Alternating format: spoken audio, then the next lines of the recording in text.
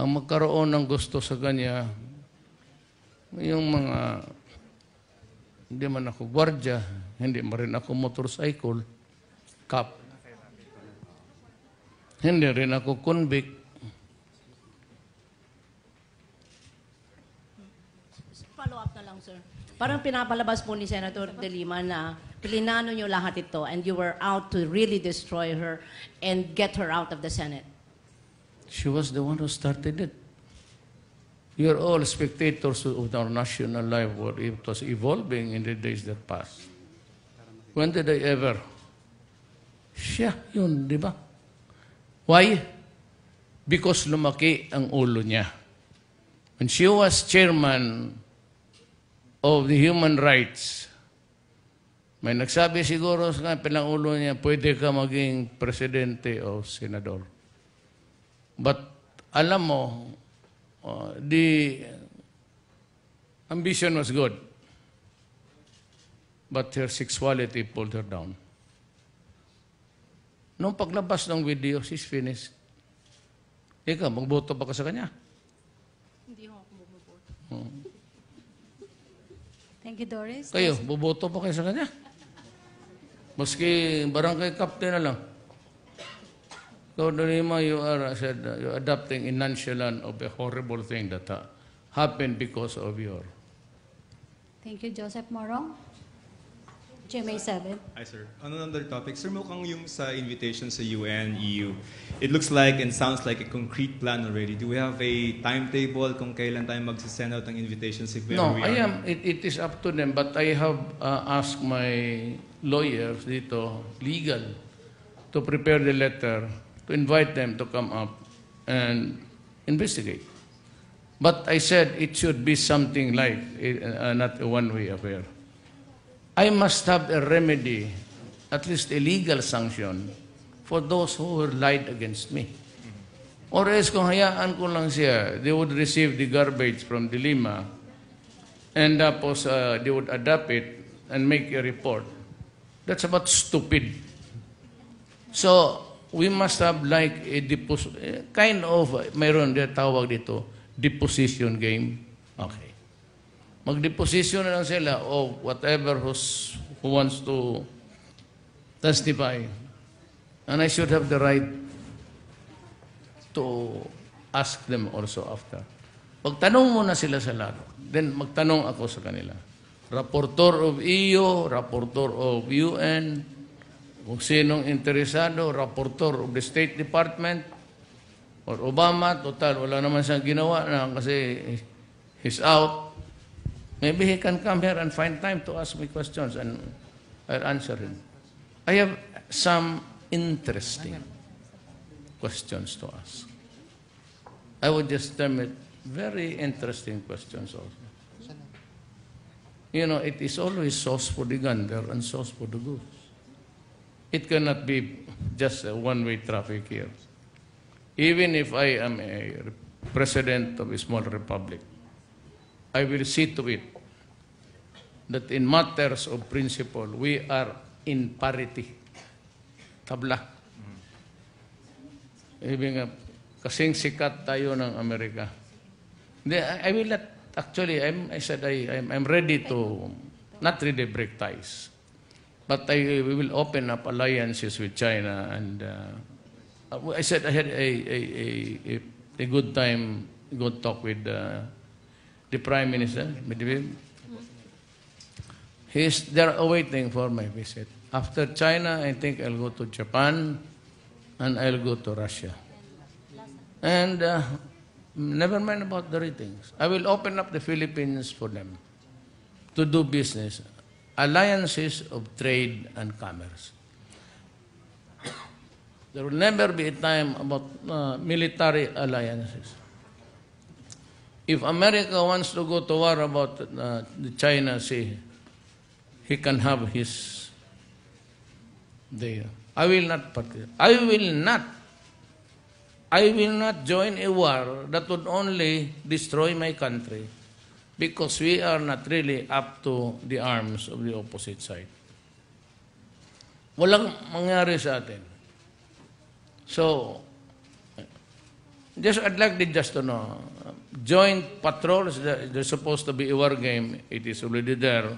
Ayaw ko na mapahiya ang sila Defense Secretary Lorenzana, yung mga military natin. We'll go ahead. But that's about it. Joint patrol, no. Wala. In case of war. Why? Because they want to fight here. So where is here? It's here in the Philippines and Palawan. And Pangasinan. And Manila, a warplane of China can reach Manila in exactly 7 minutes. Excuse me. Pia Ranyada, Rappler. Sir, just to bring on the topic you mentioned earlier about crossing the Rubicon with U.S., what do you mean exactly when you say that? What is... You listen to your about to cross the Rubicon. Sir, what The does that point mean of in no foreign return. policy? It is the point of no return. What does that mean, sir, in foreign policy, in concrete foreign policy? Yes. I cannot, there is a RPUS Pact that was in the 50s. It says that an attack on the Philippines would be an attack of the United States. But in the United States Constitution, it says that before a president can declare war with anybody in defense of an ally, he has to go to Congress for permission to go to war. That's the problem. So if the Congress will not give him that authority, what will happen to us? America is, I said, it does not know what the left hand is, the right hand is doing. Sir, you mentioned China. When are the dates for your official visit to China? And sir, you mentioned before that you would demand our fishing rights from China. What is your ultimatum for China if you want to make this demand? No, there is an ultimatum there. We do not give any pressure on that's very undiplomatic. What I'm saying is I would demand that we have been doing fishing there historically. It is ours. If we are not ready really to talk about it as a hard sell, then I would just say that allow my countrymen to fish there because it means food for their food security. Evelyn Quiroz, Balita. Good afternoon, Mr. President. Na-mention niyo po earlier na meron po kayong meeting with the former President Estrada and the Chamson couple. Yes. Now, after Estrada, then I have the entire communist hierarchy wanted to talk to me in Davos, but I was short of time. Sabi ko, dito na lang. So this would really be the first time that the enemies of the state are here for... it's part of what you would call civility. Just because we are in a war doesn't mean to say that we have to be war at all time. We can always stop, and maybe, just maybe, it will bring peace to the land. Yung kay former President Estrada po, pwede pong malaman. I really natin. do not know what he's here for. I must confess, hindi ako nagtatanong. They want to talk to me, and I will talk to them. Last question, Mr. President. Kung meron po tayong mga tinatawag na narco-generals, meron din po kasi mga narco-police. So, meron po bang mekanismo kung paano po ang isang magsusumbong hindi po nakalapit sa narco-police kasi yun yung parang kinakatakutan. Well, all you have to do is go to me, all goes to Bato, and to every policeman there who's doing his duty. Bakit sila matakot sa mga kriminal? Na general? Patakot ako sa iyo, general ka na kriminal? Anak no. Mga pulis, yung tawag nila ninja. Those were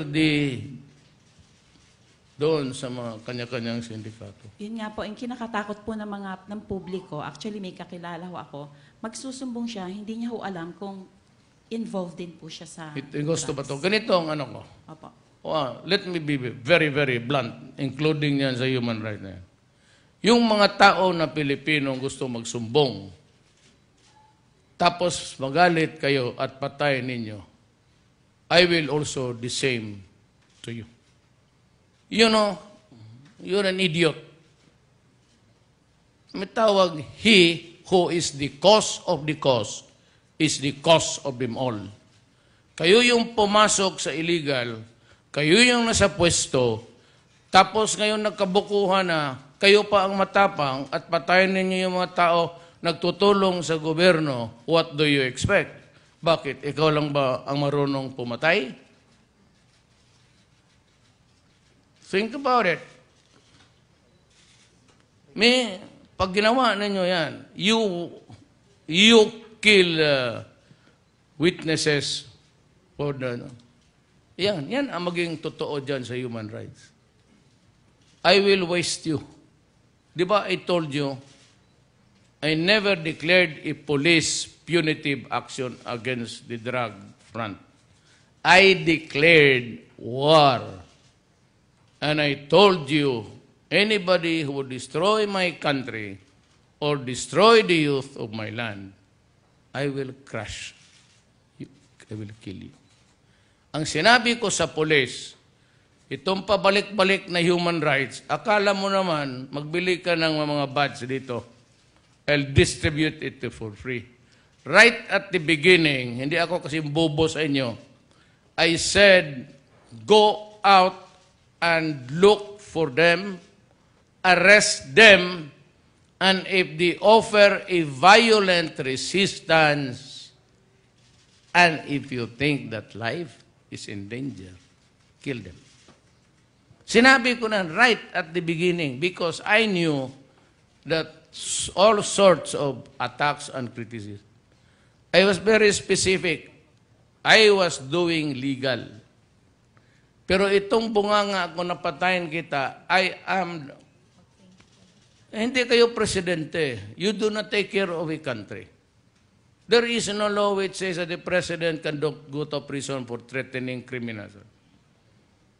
Just like America, Britain, sinasabi nila, we will attack you, invade you. Talagang in-attack, invade. Then how many nations failed in the process? Iraq, Libya, Syria.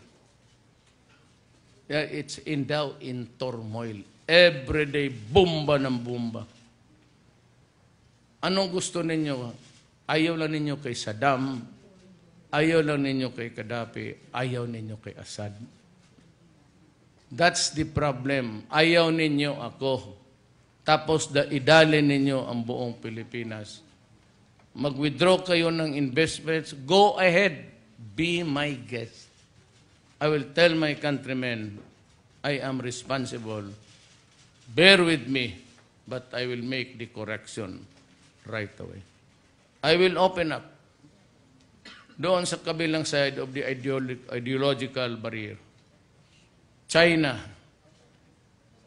Russia, come. I will open telecommunications, lahat, airlines. Wala, may capital kayo. You want to put an airline here, shipping here. You want lands, 60 years, plus another 60 years. That is like a lifetime, more than.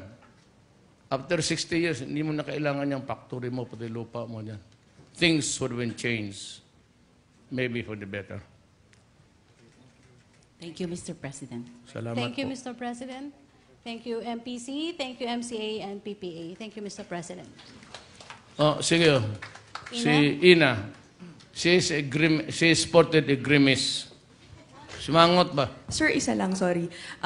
Doon sa sinabi niyo po na makukulong po si Senator De Lima, does this mean that you're ordering the DOJ to file charges against her Yes, already? of course. When and what specific charges After are you the looking at? investigations are finished.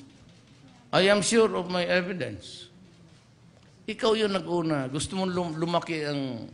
You started in Davao, tapos yung... Gusto mong ma-well-known na itong babae na ito, sinabi pa at one time, I think it was Torpo said, she's the only lady there in the Comet who has balls. Iba pala ang pinaglaruan mo na balls, hindi iyo. What specific charges are you looking at, sir? Just to be clear about Plenty. it. Drugs, actually. Parisable by, no bail yan. Thank you. Thank you, Mr. President. Ito ngayon, then the next time she's in prison, there's no more worry about liaisons and dalliance. Mas kulungan na siya, pagdugtong ko na lang yung Sa babae pati lalaki. So she will have about how many lovers there if she wants. Grabe talaga ako mag-insulto pag, tangina niya, wala akong ginagawa siya, kadaldal ng daldal dyan. Nung eleksyon, gusto mo lang magsikat, karoon ng issue. Wala ka ng human rights. Sabi ko nga sa iyo, I told you before, the day I said, Dilima, better hang yourself, that was the time that I have got told of all the evidence that are being dished out. Hindi ka na nahiya sa sarili mo. Any other woman would have slashed her throat. You? Baka akala mo artista ka. Ang mga artista ng mga X-rated, paglabas sa pagkatapos ng shooting, nakangiti ang putang ina niya. Thank you, Mr. President. Thank you, MPC. Thank you, MCA and PPA.